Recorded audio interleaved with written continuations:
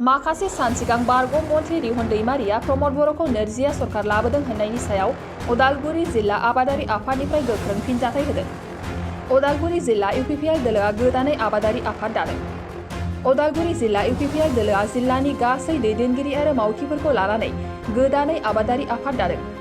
गासिबो बिथिङाव जौगासारनांगौनि थाखाय आबादारियाबो गिदिर बिबान दङ। बेबादिनो ओनसोलाव जौगाथाय लाबोनो आरो सोलायहोनायनि थांखिजों आबादारि आफादखौ दानाय जादों होननानै मिथिहोनाय जादों।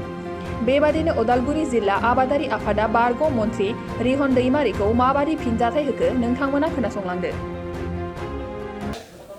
दिनै गिबि खेबनि थाखाय उदालगुरियाव इउपिपिएल हानजानि फार्मार सेल डिस्ट्रिक्ट कमिटिखौ दाफुंनाय जादों। जोङो इउपिपिएलनि मोनफ्रोमबो विंखौ थिग खालामनो थाखाय इउपिपिएलनि दैदेनगिरि हिसाबै दैदेनगिरिफोरा मोनसे सेल बनायबावनानै होदों जोङो मोनफ्रोमबो दिगाव जौगाखांनायनि थाखाय। दा फार्मारफोरा मोनसे बिराद गेदेर एरिया आवग्रिनानै दङ। बिथांमोननि जौगासारनायनि खामानि मावनांगौआ बिराद गोनांथि दङ। अफिसजों फार्मार्सफोरजों डिपार्टमेन्टजों फार्मार्सफोरजों लिंक जानाया बिराद गेप जायो। दा बेफोरखौ नोजोर बोनानैनो दिनै इउपिपिएल हानजाया मोनसे फार्मार्स सेल दानाय जादों। राजनितिया मोनफ्रोमबो दिगावनो थानांगोन मोनसे डेम'क्रेसियाव फार्मार्सफोरा राजनिति खालामाबा डेम'क्रेसिया स्ट्रं जानाय नङा। आरो बे स्ट्रं डेम'क्रेसिखौ लाबोनो थाखायनो दिनै इउपिपिएल हानजाया फार्मार सेल दानानै जोंनि फार्मारफोरखौ कृखकफोरखौ बा आबादारिफोरखौ राजनिति भाबै स्ट्रं खालामनो नाजानाय जादों। आरो बियो मोनसे मोजां स्टेप, बेखौ जों गोग्गानानै बुंनो हायो। दिनैनि समाव जोङो डेम'क्रेसिनि मोनसे माइलस्टनाव जाहाथे मोजां भाबै आवगायलांनो हायो फार्मार्सफोरा, बेनि थाखाय हाबा मावगोन। दा बेजों लोगोसे आं मोननैसो बाथ्राखौ क्लियारिफिकेसन होफानो लुबैदों आं उदालगुरि सिभिल डिस्ट्रिक्टनि हिसाबै। दा थांनाय 25 तारिखै रिहन दैमारिया मानगोनां प्रमद बर'नि सायाव दुरबल नेतृत्व होदों होननानै बिथाङा बुंदों। दा बेवहाय आं मोननैसो बाथ्राखौ बुंनो लुबैदों जे बिपिएफआ बा हाग्रामाया बिराद स्ट्रं जुदि मानसिमोनब्ला 17 बोसोराव गोबां स्कप मोनबोबाय। बिसोर नङाबानो सरकारा बायो, खिन्थु बिटिसिखौ खुंनो थाखाय मोनसेबो आयेन पास खालामनानै लाबोनो हायाखै, साब रुल बनायनानै लाबोनो हायाखै। मानोना मोनसे एरिया, मोनसे डेम'क्रेटिक मोनसे सेटआप, 6 जिल्लानो होन जियानो होन, बेयो मोनसे डेम'क्रेटिक सेटआप। बेवहाय मोनथाम जिनिस थायो। मोनसे जाबाय लेजिस्लेशन, एडमिनिस्ट्रेटिभ आरो जुडिसियारि। दा एडमिनिस्ट्रेशनखौ थिग खालामनो थाखाय बा जुडिसियारि बेवहाय नांगोन। दा एडमिनिस्ट्रेटिभ रुल्स बानायनांगौमोन बेवहाय, बेखौ थिग खालामनो थाखाय। दिनै बुंनो नागिरो माब्लाबा बेवहाय जे रस्टार रुलआ स्टेट रुल हिसाबै जाफैयो होननानै, जे ट्राइबेलफोरनि जे खथा बेयो 7थायावनो थायो माब्लाबा। बे जानायनि खारनफोरा जाबाय बेवहाय साब रुल गैया। बिटिसिआव दासिमबो साब रुलखौ बानायनानै लाना फैनो हायाखै। 17 बोसोराव खिन्थु बे खामानिखौ हाग्रामाया मावबोनो हायासै मानसिनि स्कप जानायनि उनावबो। अब्ला बेखौ स्ट्रं होनना बुंगोन नामा? स्ट्रं होननानै बुंनो हानाय नङा बिथांखौ। एसेबां स्कप थाखांनायनि उनाव बिथाङा बेखिनि खामानिखौ मावबोनो हायासै। दिनैनि समाव जुदि प्रमद बर'नि सायाव बाथ्राखौ नायोबा जोङो नुगोन जे बिटिआर एकर्ड जाखांनायनि उनाव मोनसेनि उनाव मोनसे बिटिआरनि एकर्डनि इमप्लिमेन्टेसन जालांगासिनो दङ। बेयो बिनि पजिटिभ दिग। 17 बोसोर खामानि मावबोबाय, माने सरकार खुंबोबाय, डिसपुटेड भिलेजखौ बियो सोनो हायासै। डिसपुटेड भिलेजफोरखौ बिटिसि एकर्डनि डिसपुटेड भिलेजफोरखौ हाग्रामा महिलारिया सोनो हायासै।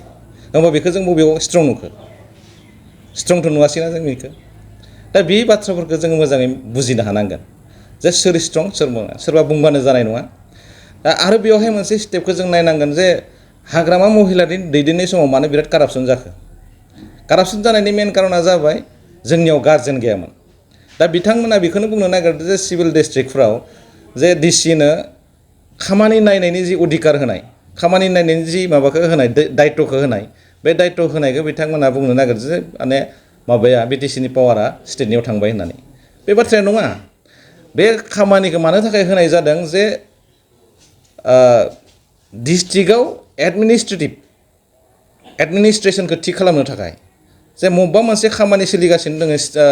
बिटिसिनिफ्राय खामानि फैबाय लामानिनो बबेबा मोनसे स्किमनो बे स्किमफोरखौ नायनो थाखाय बे समावहाय रावबो मानसि गैयामोन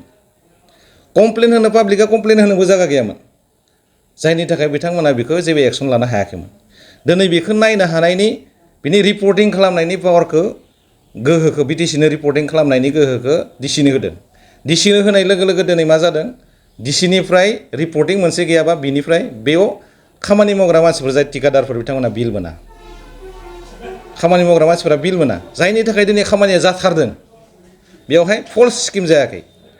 नों बै समावहाय नुनो मोनगोन जे थांनाय समफोराव जे PMAY बा IY न'फोर नामावल' थायोमोन फिजिकेलि नुवामोन माखासे IY न' बा PMAY न'फोरखौ फिजिकेलि नुवामोन खिन्थु दिनैनि समावथ' मोनफ्रोमबो न'आ जागासिनो दंना दा डिफारेन्सआ बेफोर दा बे डिफारेन्सफोरखौ जों मिथिनांगोन जे बे हाग्रामाया स्ट्रंसिन ना प्रमद बर'आ स्ट्रंसिन प्रमद बर'नि स्ट्रं नेतृत्वनि थाखायनो दिनै मोनसेबो PMAYआ लुफुंजायालासिनो थायाखै दिनै मोनसेबो बिटिसिनिफ्राय सेंसन जानाय स्किमा मावफुंजायालासिनो थायाखै गासिबो मावफुंजागासिनो दङ दा बै बेफोरखौ नायोबा दिनैनि समाव मोर स्ट्रं देन हाग्रामा प्रमद बर'आ मोर स्ट्रं देन हाग्रामा दा बेखौ जोङो बयबो मिथिखानाय खोथा आरो बिनियाव पलिसि गैयामोन हाग्रामा महिलारिनियाव पलिसि गैया प्रमद बर'नियाव पलिसि दङ बिनियाव मिशन दङ भिजन दङ हाग्रामा महिलारिनियाव मिशन आरो भिजन गैयामोन दा दिनै जों नुनो मोनगोन जे थांनाय बारफोराव हाग्रामा महिलारिया जिखिनि बाथ्राफोरखौ जिखिनि खामानिफोरखौ मावदोंमोन बियो कनफाइन EMफोरनिल' गेजेराव थायोमोन EMफोरनि गेजेराव जों बबेबा मोनसे खामानिया जायासै सोर अफिसारखौ बुंगोन जोंनियाव मानसि नागिरनानै मोना दिनै जुदि बबेबा मोनसे खामानिया जायाखैबा जोङो सासे मानसि नागिरना मोनदों जोंनि डिस्ट्रिक्टआव बे जाबाय DC बियो बेखौ कमप्लेन खालामनाय लोगो लोगो रिपर्टिं टु BTC खालामगोन अब्लानिया बे खामानिया जानांगौ बायदियै जागोन दा बेफोरबायदि बाथ्राफोरखौ मिथिनांगोन ओंखायनो मोनसे एरियाखौ दैदेननोबा मोनसे एडमिनिस्ट्रेसन डेम'क्रेटिक प्रसेसआव खामानि मावनाय लोगो लोगो डेम'क्रेसियाव मोनथाम जिनिसा थायो बे जाबाय लेजिस्लेसन एडमिनिस्ट्रेसन आरो जुडिसियेरि बे मोनथाम खामानिजोंसो जयै खामानि मावनाय जायो जों एडमिनिस्ट्रेसनखौ बाहायनाय जायाबा बेयाव मोजां खामानि जों मोननो हानाय नङा एडमिनिस्ट्रेसनखौ बाहायनाय जायाबा आरो जों मोनसे बाथ्राखौ बुंना लालायबाय थायो जे जों सानसे समाव सेपारेट स्टेट नांगौबाथ' जोंनि एडमिनिस्ट्रेसनखौ जों बाहायनांगोन ना डिसिखौ जों बाहायनांगोन डिसिखौ दिनैनिफ्राय बाहायनायनि प्रेक्टिस खालामबासो जोंनियाव बेखिनि प्रेक्टिसा इयुनसिम फैगोन दा नैबे बाथ्राफोरखौ जोङो बुजिनो हानांगोन आरो अब्लासो जों मिथिगोन जे बबे दिगाव जोङो दा UPPL सरकारा थांगासिनो दङ माजों थांदों आरो मानि थाखाय खालामदों बे बाथ्राखौ डिपलि मिथिनो हागोन दिनैनि समाव BTR एकर्डनि गेजेरजों जिखिनि खामानि जागासिनो दङ बे जानाया सिमा बारायनायाबो जागोन बिनि थाखाय खामानिया कमप्लिट जानानै दङ बियो डिक्लारेसन जानायनि लामायाव फैबाय बिनिफ्राय आरोबाव जिखिनि कलेजफोर लानायनि बाथ्रामोन दा 10टा कलेजा जाग्रोसिगोन 10टा कलेज जाग्रोनायनि लामायाव बेफोर खामानिखौ हाग्रामा महिलारि बिथाङा मावबोनो हायाखैमोन बेफोर खामानिखौ मावबोनो हायाखै दा बियो दुर्बल नेतृत्वनि थाखाय जादों हाग्रामा महिलारिनि दुर्बल नेतृत्व बे दुर्बल नेतृत्वनि थाखाय जादों दा बिनिफ्राय लेन्ड पलिसिखौ बिथाङा लाबोनो हायाखै लेन्ड पलिसिबो खालामबोआखै मोनसेबो पलिसि बिथांमोना खालामबोआखै आरो दिनै जे मिशन मुडआव जे खामानि मावनो गोनां जादों मावदों बे मिशन मुडआव खामानि मावनायानो जादों जोंनि अर्थनितिखौ थि खालामनाय जोंनि ओनसोलनि अर्थनितिखौ थि खालामनो थाखाय दिनै मोननैसो बिराद गेदेर गेदेर खामानि जाबाय बेवहाय दा जोङो बर' जातिनि बाथ्रा बुंबाय थायो भारत जातिनि बाथ्राखौ बुंबानो जाया बेखौ सिङाव मावनांगोन खामानि मावनांगौ दङ दिनै मोनसे खामानि मावगासिनो दङ जे बर'नि जि हिस्ट्रि बुरन्जिनिफ्राय लानानै कालचारेल बे गासै इउजफोरखौ खालामनो थाखाय दिनै आर्काइभनि खामानि मावगासिनो दङ प्रमद बर' बिथाङा जाहाथे बे आर्काइभआव जुग जुगनिफ्राय बे ओनसोलाव जे बर'फ्रा दंमोन आरो बियो बिसोरनि थानाय जानाय कालचारेल माबाया आइडेन्टिटिया बे मोनसे लेभेलसिम दङमोन बे बाथ्राखौ फोरमायनो माबानो लिटारेरि दिगखौ थि खालामनो थाखाय आर्काइभ बनायनानै सोरबाफोर रिसार्चआव फैयोबा बेयाव खामानि मावनो हानायनि मोनसे लामा दङ आरो बिनिफ्राय मोनसे गेदेर खामानि जाबाय थादों बर'फोरनि थाखाय बिराद गेदेर खामानि जे जों जे बुंबाय थायो जोंनिमोन दा सोरबा बुंबाय दिनै अमा बेदरा माने बेलेगनियाव थांबाय होननानै बुंदों बे मानो थाखाय थांदो बिनि थाखायबो खामानि मावनांगौ दंमोन सरकारि हिसाबै बे समावनो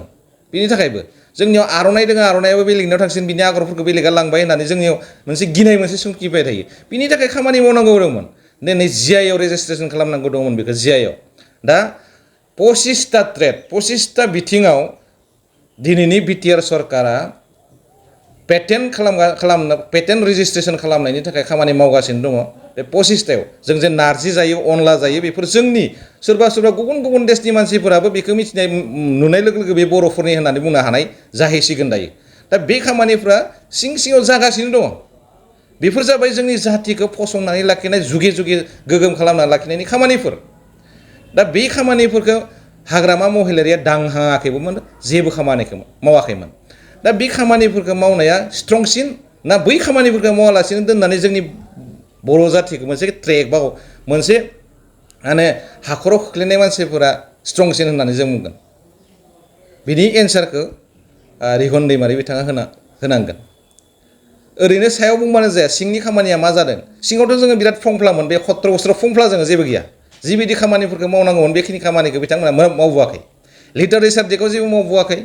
कालसारेल दिगआव जेबो मावबोआखै जोंनि इक'नमि दिगआव जेबो मावबोआखै इक'नमिया सोर जादों बै समाव डेभेलपआ अनलि थिकादार सेक्सननि मानसिफोरा डेभेलप जादों इक'नमियाव ग्रासरुट लेभेलनि रुराल लेभेलनि मानसिफोरा बेवहाय जायाखै फार्मार लेभेलनि मानसिफोरा बेयाव जेबो जायाखै दा बेफोरखौ थि खालामनो थाखाय दिनै प्रमद बर'नि सरकारा फिगारि मिशन थि खालामदों पल्ट्रि मिशन थि खालामदों गटारि मिशन थि खालामदों फिसारि मिशन थि खालामदों दा बे मिशनफोरनि गेजेरजों जोंनियाव जिखिनि खामानि जागोन इक'नमिकेलि बे इक'नमिकेलि डेभेलपमेन्ट जानायनि लामाया क्लियार जानानै दङ आं बेखिनिखौनो बुंबाय बाक्सा जिल्ला खख्लाबारि हजुआ सकनि के रडजों थांनाय लामायाव थानाय एमबी रिफाइनिं हाउसआव मबाइल ग्लास गावनायखौ गोरलैयैनो फाहामनो हानाय गोदान असीए मेसिन लानानै फैदों नोंथांमोना खम बेसेनावनो गावनि मबाइल ग्लास बायनायखौ एमबी रिफाइनिं हाउसआव फाहामनो हागोन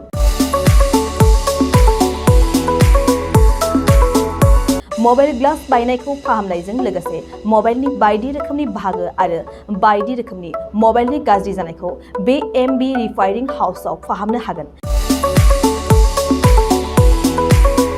बायदि रोखोमनि mobile glass mobile tempered mobile charge headphone pen drive memory आरो mobile battery computer mouse computer keyboard आरो मबाइलनि बायदि रोखोमनि बाहागोफोरखौ मोननो हागोन